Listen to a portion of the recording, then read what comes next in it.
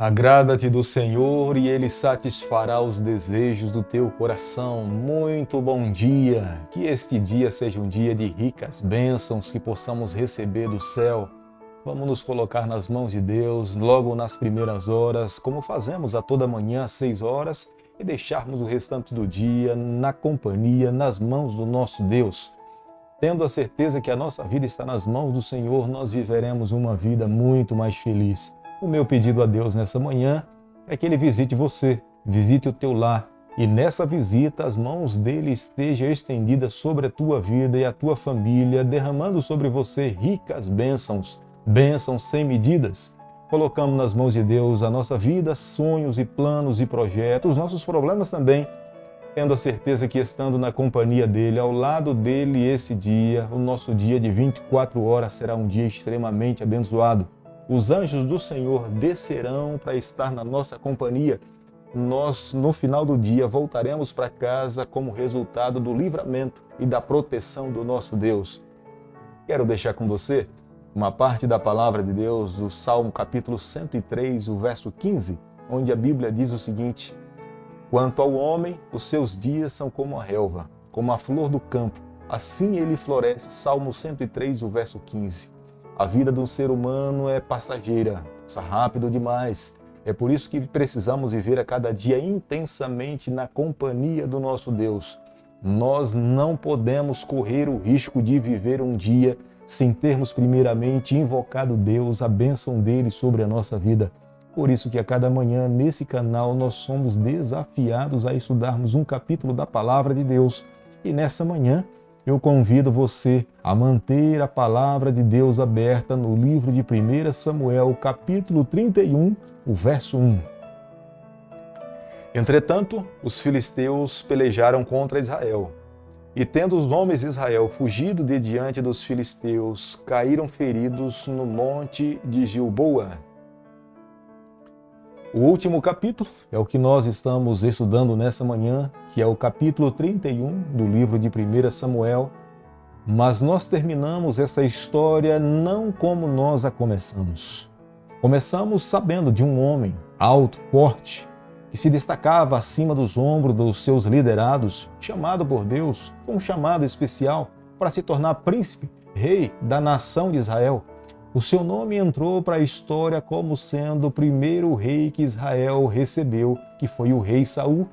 Mas quando nós chegamos no capítulo 31, que é o último capítulo do livro de 1 Samuel, nós nos deparamos com uma história triste. Ele começa completamente diferente de como começou. Começa vivendo intensamente todos os dias da sua vida, mas termina pedindo a sua própria morte. Os últimos capítulos do livro de 1 Samuel, gradativamente Saul começa a dar passos para o fundo do poço, toma decisões independentes de Deus, começa a viver uma vida longe do Senhor, vai até a casa de uma feiticeira, busca falar com necromantes, e a última ação desastrosa da sua vida é se jogar sobre a sua própria lança e tirar a sua própria vida. O versículo 1 do capítulo que nós estamos estudando nessa manhã, a Bíblia nos apresenta o fato do povo de Deus terem fugido dos filisteus. Taticamente, Israel tinha vantagem em permanecer e estar no campo de batalha em Gilboa. Os filisteus estavam em desvantagens porque eles teriam que subir o monte de Gilboa e teriam que atravessar o rio Jalude. Mas mesmo assim, o povo de Deus, sendo liderado por um rei que estava apostatado longe do Senhor, fez com que o seu exército fracassasse, mesmo tendo uma vantagem tática. E foi nessa batalha que Saul e os seus filhos e muitos dos seus soldados perderam as suas vidas. Israel tinha sido advertido que era um risco escolher um rei em vez de permitir que Deus conduzisse as suas vidas. Mas mesmo assim, a nação de Israel decidiu copiar o mesmo modelo de administração dos outros povos que estavam ao seu redor. E agora, o primeiro rei de Israel, escolhido pelo povo, perdeu a sua vida junto com os seus familiares. O filho de Saul que sobreviveu foi Isbosete, ou Ebaal, é a mesma pessoa, que futuramente Abner o promoveu para ser o sucessor de Saul no reino de Israel. Mas o escritor do livro de 1 Samuel não entra em detalhes como essas coisas aconteceram. Mas a maior preocupação do escritor do livro de 1 Samuel é descrever o desfecho final da história do rei Saul. Mas fica muito claro para nós nessa manhã, diante da visão do escritor do livro de 1 Samuel, ele estava querendo dizer para nós que escolher um rei, em vez de permitir que Deus continuasse conduzindo o seu povo, foi triste a decisão do povo de Deus em optar em escolher um rei para que lutasse as suas batalhas. Copiar o regime monárquico das nações que estavam ao redor de Israel foi uma tristeza para a nação escolhida por Deus para viver no meio do seu povo. Acredito que nessa manhã muitas pessoas devam estar se questionando ou se perguntando: por que é que Jonatas morreu nessa batalha? Não era um jovem fiel, não era um jovem leal a Davi, não era um jovem que entendia que o seu pai estava andando por um caminho tortuoso, porque o Senhor não estendeu a sua mão para poupar que ele não morresse nessa mesma batalha que o seu pai morreu. Entrar nesse campo, nós estamos entrando num campo da especulação. Nessa terra nós não temos resposta para todas as perguntas que surgem no nosso coração, mas nós precisamos aguardar o momento de um dia nos encontrarmos com o nosso Deus, e eu tenho certeza que Ele irá tirar todas as nossas dúvidas. Enquanto nós estivermos nessa terra, nós temos certeza que estamos vivendo dentro do grande conflito. Justos e íntegros são afetados pelos ataques de Satanás. Da mesma forma como Jó um dia foi atacado por Satanás e Deus o considerou como sendo um homem justo, nós podemos entender que da mesma forma Jonatas era um jovem fiel e dedicado a Deus, mas por estar nesse mundo envolvido com o pecado e na batalha que envolvia o nome do seu pai, Jonatas também corria o risco de perder a sua vida, como de fato aconteceu. Nós que vivemos nesse mundo, pelo fato de sermos cristãos, nós não somos isentos de sermos atacados pelos dardos inflamados dos adversários. Vira e volta, nós sabemos que um homem e uma mulher de Deus que eram fiéis ao Senhor acabaram perdendo as suas vidas.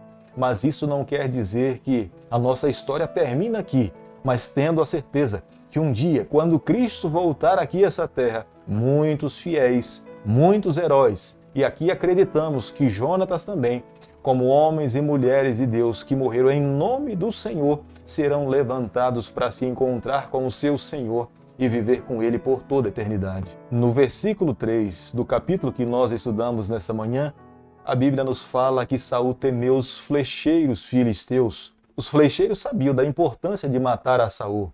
Eles sabiam perfeitamente que se destruísse o seu líder, os seus liderados estariam completamente perdidos. E eles buscaram com todas as suas forças encurralar a Saul, porque sabiam que se matasse Saul, o exército israelita estaria completamente desbaratinado.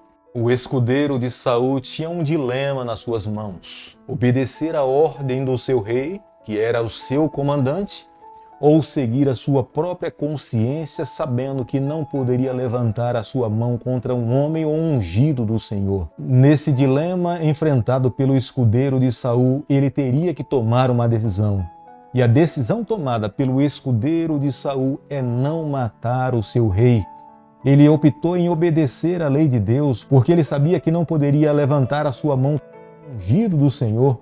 Acredito que nessa manhã eu e você nós precisamos tomar como exemplo para a nossa vida entre obedecer uma ordem, mesmo que seja de uma autoridade que seja contrário à vontade de Deus. Mantenha a postura de viver uma vida obediente aos ensinamentos e à lei do Senhor.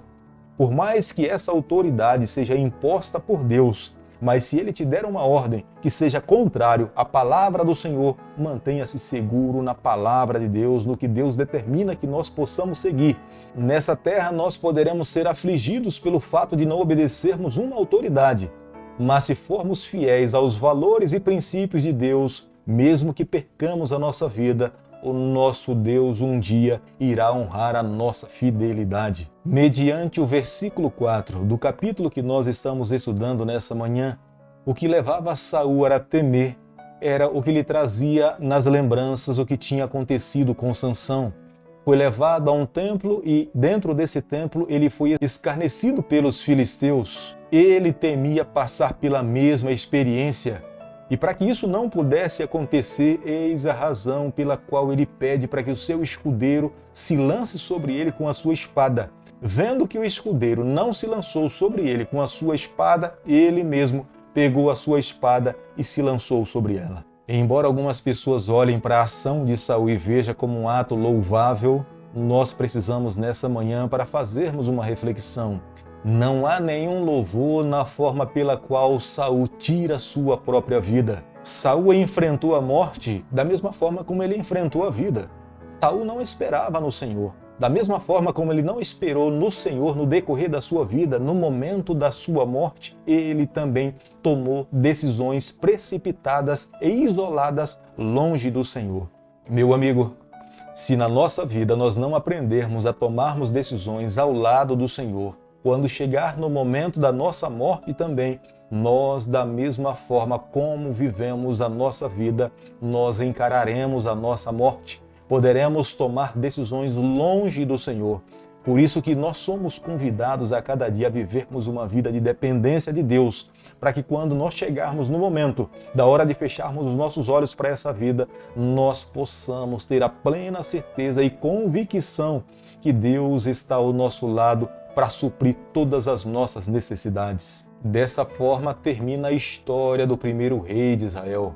Um homem promissor, um homem chamado por Deus. Deus queria escrever a sua história ao seu lado, mas gradativamente Saul toma a decisão de escrever a sua própria história longe do Senhor. Aqui nessa manhã fica uma lição para todos nós. Quando nós escolhemos viver a nossa vida independente de Deus e escrevermos a nossa própria história longe do Senhor, o final da nossa história sempre irá se assemelhar à história de Saul. Mas quando nós começamos a nossa vida e escrevemos a nossa história e escolhemos andar ao lado de Deus, o final da nossa história sempre será como o final da história do rei Davi. Por isso que nós precisamos a cada dia reafirmar a nossa caminhada. Nós servimos a um Deus que nos dá o direito de escolhermos. É um Deus que nos dá o livre-arbítrio para tomarmos as nossas decisões a cada dia, a cada manhã. Cabe a cada um de nós santificarmos as nossas decisões, as nossas escolhas e colocarmos nas mãos do nosso Deus e permitirmos que Ele se assente no trono do nosso coração para conduzir a nossa vida. Após a morte do rei Saul, os seus liderados, os seus soldados passaram a fugir. Aqueles que moravam próximo às cidades onde aconteceu a batalha, eles fugiram e se esconderam dentro das suas próprias cidades. Aqueles que moravam mais distantes passaram a fugir, se esconder pelas cavernas e pelas florestas para que pudesse chegar a tempo com vida dentro das suas próprias cidades.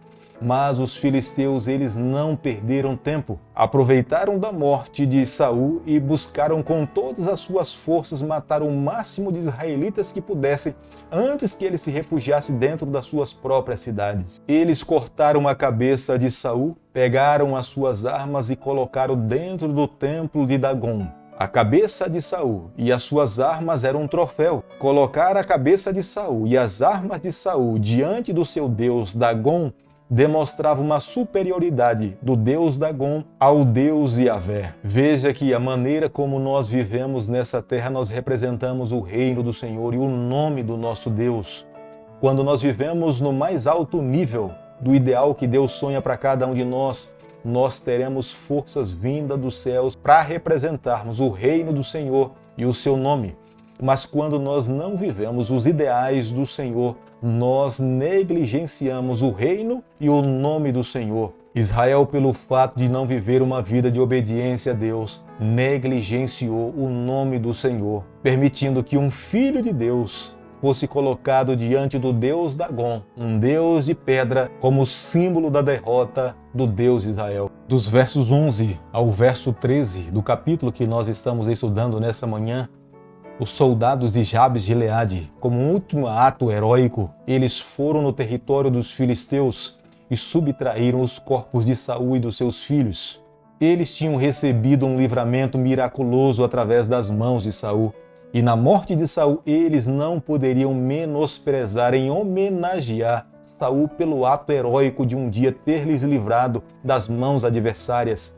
E os soldados de Jabes de Gileade pegaram os corpos de Saul e dos seus filhos e levaram para o território israelita. Eles cremaram o seu corpo e o sepultaram como sendo a última ação do povo de Deus. Além do sentimento de gratidão que tomava conta do coração dos soldados de Jabes de Gileade, eles também temiam que os filisteus pegassem os corpos de Saul e dos seus filhos e escarnecessem desses corpos. Querido amigo, nesta manhã, ao concluirmos o capítulo 31, que é o último capítulo do primeiro livro de 1 Samuel, nós precisamos chegar aqui a algumas conclusões. A primeira delas: Deus sempre quis governar e ser soberano sobre a vida de todo israelita. E não é diferente nos dias em que nós estamos vivendo. Não foi a monarquia que destruiu o povo do Senhor, mas o que de fato destruiu foi eles não permitirem que Deus pudesse conduzir as suas vidas em todo momento. Ao colocar um homem para ser o rei de Israel, eles tiraram a sua confiança na mão do Deus Todo-Poderoso e colocaram a sua confiança nas mãos de um homem. Esse homem que assume essa responsabilidade para levar o povo a adorar a Deus, ele estava enfermo espiritual. Ele tomava decisões isoladas. Ele escolheu viver a sua própria vida longe de Deus e as consequências foram desastrosas. Mas fica uma segunda lição para nós nessa manhã. Entre obedecer uma autoridade, mesmo que seja estabelecida por Deus, se essa fere os princípios do Senhor, nós precisamos manter a nossa fé na ordem e nas ordenanças do Senhor. O que Deus fala para nós é regra de fé e prática. O que Deus fala para nós é o próprio Deus falando conosco. É vida, é salvação, é vida futura. Por isso que a cada dia nós precisamos fortalecer a cada dia a nossa fé, a nossa convicção na palavra de Deus. Querido Pai, nas Tuas mãos, nessa manhã nós nos colocamos. Confessamos as nossas falhas. Por favor, Senhor, nos conduza, nos abençoe, nos tome nas Tuas mãos. Nós oramos, nós pedimos e o fazemos em nome de Jesus. Que o Senhor te abençoe e te guarde. Ele faça resplandecer o seu rosto sobre você. Que Ele tenha misericórdia de você. Que sobre você, nessa manhã, Ele levante o seu rosto e conceda a sua paz em nome de Jesus. Amém.